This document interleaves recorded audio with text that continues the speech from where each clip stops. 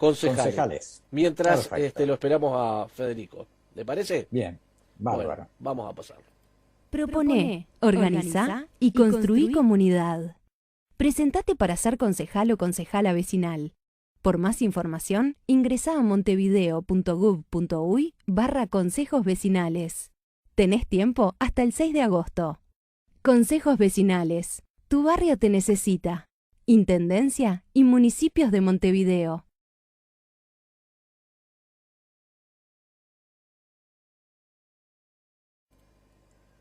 Muy bien, ahí teníamos entonces el videíto con el tema de los concejales, concejalas y concejales de los barrios y que bueno, hay que postularse. Pero usted sabe una cosa, que Federico Maritán estaba esperando y allí tenemos ya a Marta Camacho directamente desde Colombia, por lo tanto vamos a ver si por allí tenemos el audio, está silenciada allí y la cámara también. Vamos a ver si se puede ya conectar. Ya se ve. Creo que se ya nos está viendo. escuchando y le vamos a dar la bienvenida. Es un placer que entonces tengamos gente en distintas partes del mundo que nos va llevando un pantallazo, porque a ver, normalmente hablamos en estas latitudes, pero yo no creo que sea por un tema de latitud, yo creo que es un poco un tema de, bueno, las prioridades que tienen los medios hegemónicos, a veces no nos traen la noticia de primera mano, se ve que se queda por el camino, ¿vio? Y como tenemos cordilleras, tenemos, bueno, distintas geografías para saltear, ¿vio? Amazonas y todo lo demás, se ve que hay noticias como ser de Colombia, de Venezuela, cuando llegan acá llegan muy distorsionadas. Entonces, hoy tenemos la chance de tener una activista también allí en Colombia, que es Marta Camacho, y le vamos a dar la bienvenida, el agradecerle que estés en contacto con nosotros, darte la bienvenida. ¿Cómo estás, Marta? Buenas noches, Eduardo. Buenas noches, Reinaldo. Buenas Bien, noches, ¿qué tal? gracias. Buenas noches a todos y todas los que participan de su programa, El Mirador. Gracias a ustedes por la invitación, por el espacio. Bien. ¿Cómo está la situación hoy? Que ya veíamos que el tema del paro había sido levantado, pero bueno, obviamente que la situación aún, me imagino, debe estar tensa todavía, debe tener algunas cuestiones que obviamente quedan todavía por resolver. ¿Cómo está la situación por allí, por Colombia? Bueno, Eduardo, gracias. Mira, yo en realidad preparé un pequeño informe respecto de como el contexto general de la situación socioeconómica en Colombia, las razones por las cuales se dio, digamos, se condensó este paro y el paro del 2019-2020. No sé si, digamos, tengo el espacio un poco para hacer todo el desarrollo Sí, o cómo no. algo cortito. ¿Sí?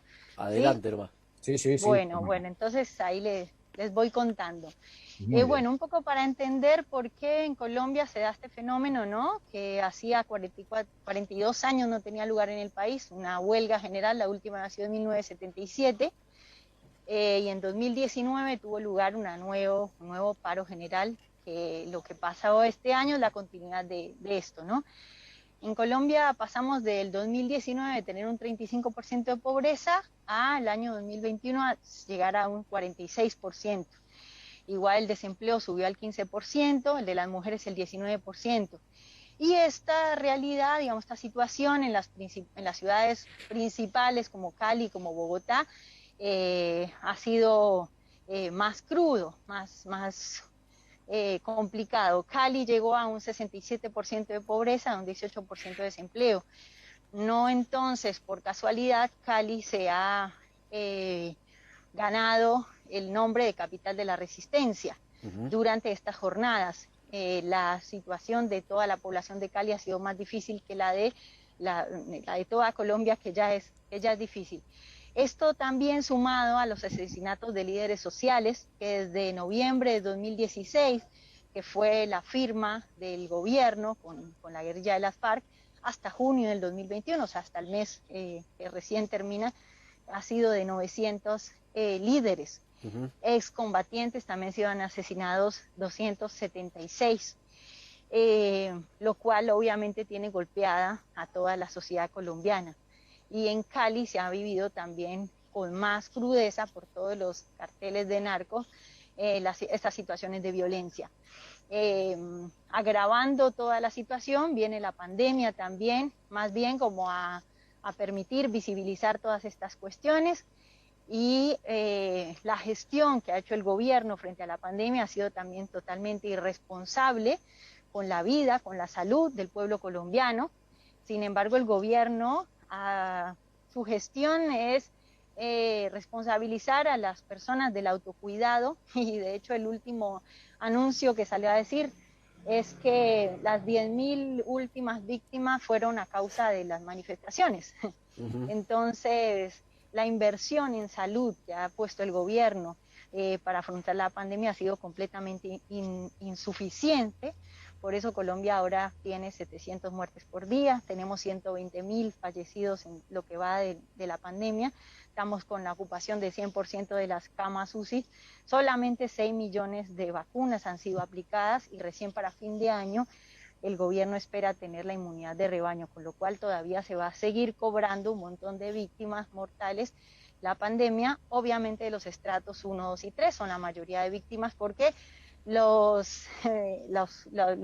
burguesía, digamos, tiene la atención médica con la que no cuenta el pueblo, que a veces se muere en el hospital esperando una cama UCI o es diagnosticada de COVID y la mandan para la casa sin ningún tratamiento y sin un acompañamiento del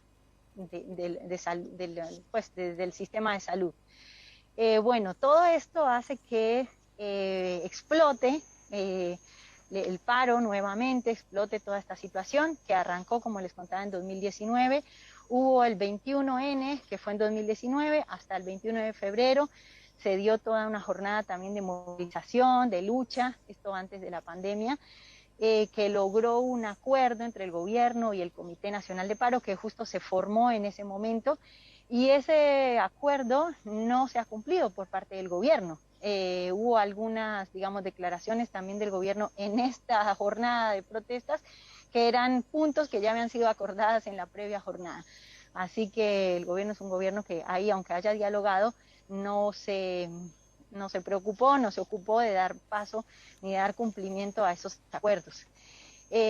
Bueno, en este año se dio inicio a la nueva jornada el 28 de abril y después de casi 2 meses de paro, el Comité Nacional de Paro levantó la jornada haciendo una pausa, dando oxígeno al gobierno de Iván Duque y convocando nuevamente para el 20 de julio, que es el día que nosotros celebramos la independencia, para una gran movilización y, bueno, digamos, un nuevo comienzo de jornadas.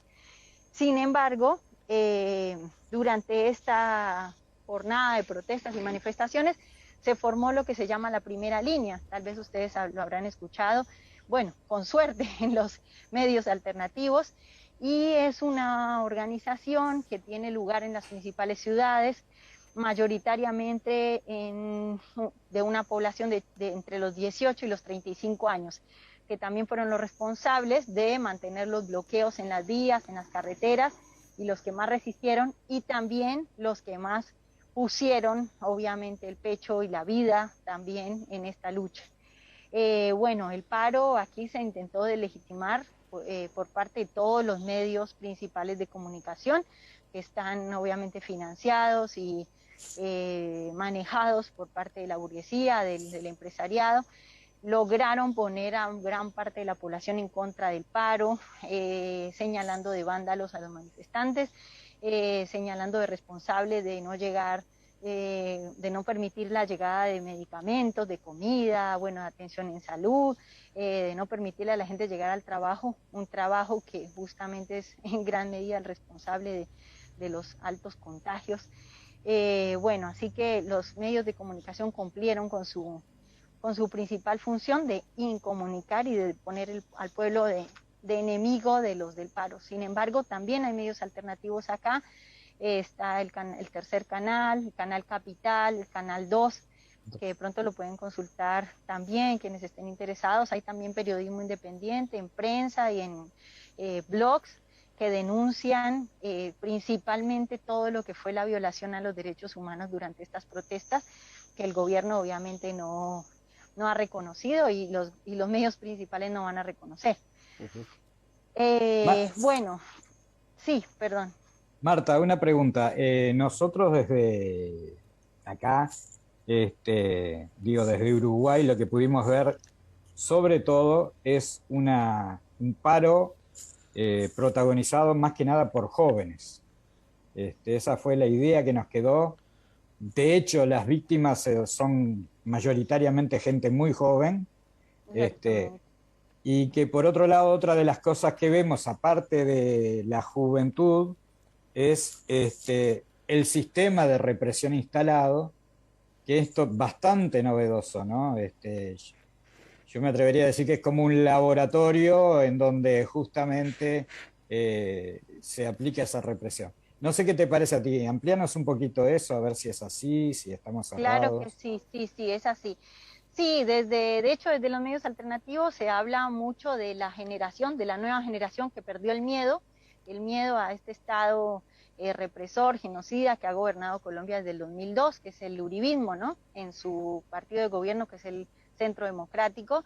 La mayoría de jóvenes son jóvenes estudiantes que ven totalmente diezmados sus derechos a una educación gratuita, a una salud, a una posibilidad de un empleo digno, y que entonces han salido a donde les han podido dar el espacio a decir: nosotros somos una generación que no tiene nada casi que perder, que no tiene ninguna garantía, entonces tenemos toda una lucha por dar.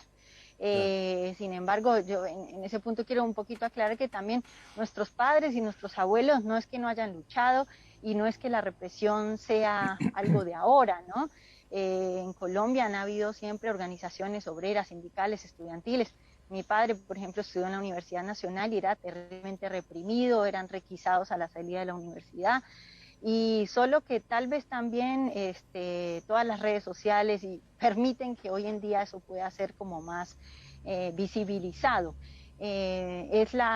Sí, seguramente es la generación que más ha tenido imposibilidad, digamos, de una educación, de una salud, de un empleo, pero también es la generación que ha podido pues perder el miedo y llevar esto al mundo, ¿no? Denunciar a las diferentes ONG, organismos de derechos humanos, lo cual no tenían las generaciones anteriores por ahí.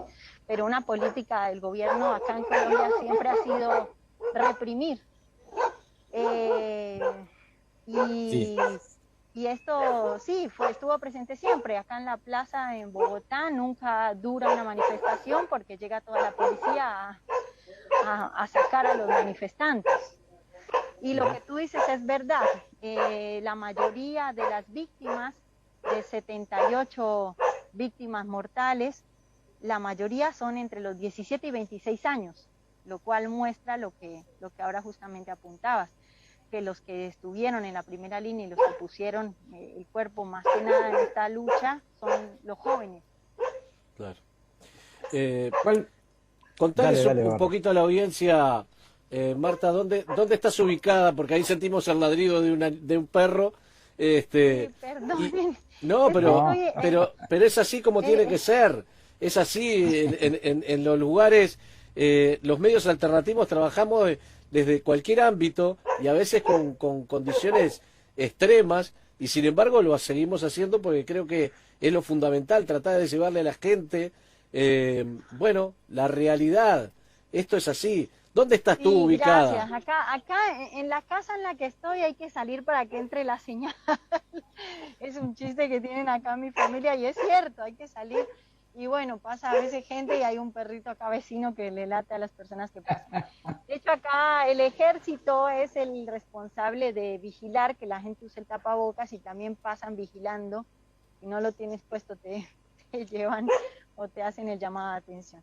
Así que si estoy en el suroriente de Colombia, en una zona en donde pasan a diario cientos de venezolanos a propósito de la crisis en Venezuela. Sí, acá estamos a 2 cuadras de una avenida en donde caminan a diario familias con niños chicos, todo, y este pueblo ha ayudado, bueno, un poco, digamos, a la gente que va pasando. Pues es una realidad también muy triste la que viven los venezolanos.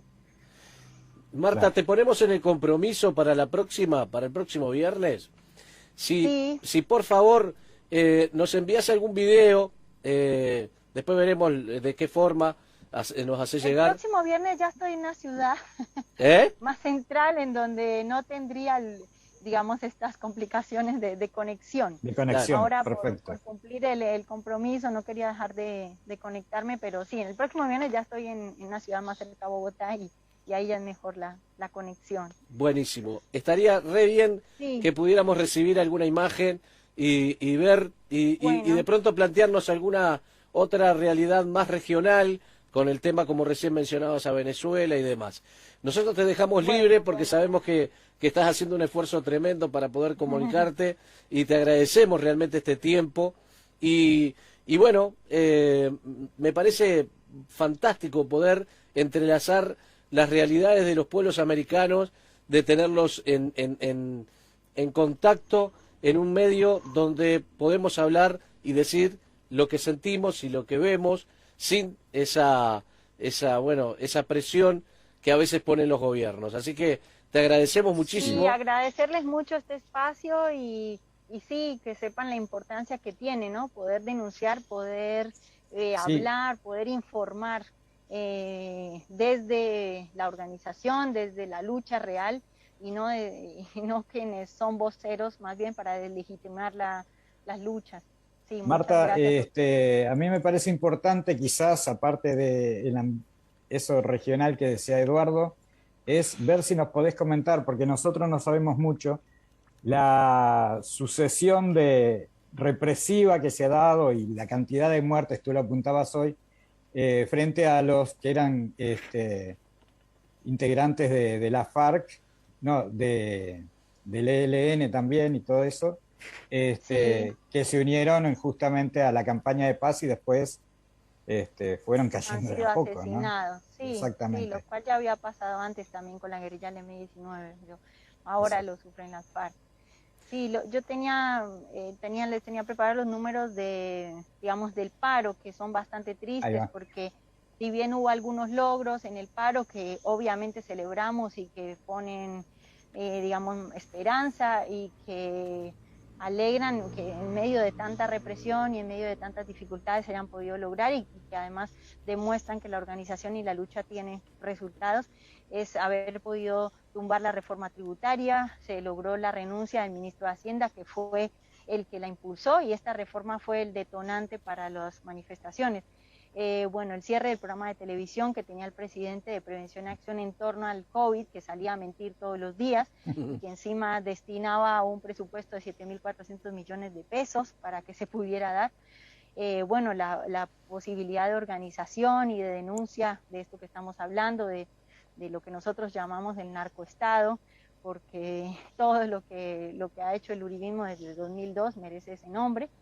Bueno, la renuncia de la canciller también, la visita que fue impedida por parte del gobierno durante más de un mes de la Comisión Interamericana de Derechos Humanos, al fin se logró en junio, y ellos, habiendo recibido tantas denuncias de la violación de derechos humanos, pues pudieron visitar el país y ver un poco más de cerca y empezar las investigaciones y, bueno, poner un poco, digamos, un freno al gobierno represor, ¿no? Se tumbó también la reforma a la salud y se logró que Colombia también no fuera la sede de la Copa América, que era un objetivo del gobierno, Sí. obviamente, para cerrar todo esto.